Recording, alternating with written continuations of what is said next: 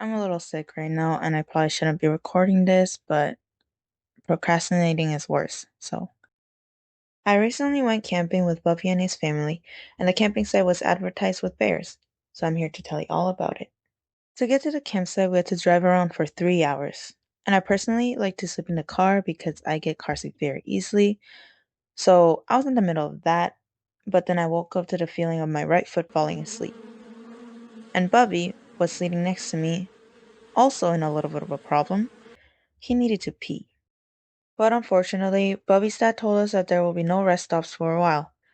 So the only solution we had was to either hold it for another 1+ hour more or to pee in the car. And he chose to pee in the car, specifically in a cup. Which went pretty well considering he's too tall to stand in a car, which apparently makes it harder to pee. Oh, but the story doesn't end there, because obviously we had a cup full of forbidden lemonade, and none of us knew what to do about it. And Bubby's dad had to drive extra carefully just so the cup doesn't spill on us. So we were just driving very carefully, holding the cup so it doesn't spill, but then not even 10 minutes passes by and we threw it out. At the campsite, there were some beaches that we could go to. I say beaches because it's just a massive lake, but that's not important. What's important is that I saw a deer. Not at the beach though, but on the way back from the beach, I saw a deer. I took many pictures. But one thing that was confusing to me was that the deer was just standing there. There was another car in front of us that stopped to take pictures as well, just like us. But the deer was not even close to being startled. But now that I think of it, the deer probably experienced interacting with people way too many times before seeing us. When it was time for us to sleep, Bubby and I shared a tent and an air mattress. And after the first night of us sleeping together, I found out that I hogged the blanket. Baby, give me some blanket. So apparently, after I fall asleep, I tend to roll over to my other side, leading me into dragging the blanket with me, leaving Bubby out in the cold. So he kept on having to hug me and hold me during the night. So after the first night, we had a spare blanket to use, so that didn't happen again, thankfully. On the last day, when we were leaving the campsite, me, Bubby, and his two cousins decided to go cliff diving. I had no intention of actually jumping because I hated the feeling of being in a high place and the feeling of falling. But we saw many people already cliff diving, and Bubby and his cousins having fun made me want to do it with them.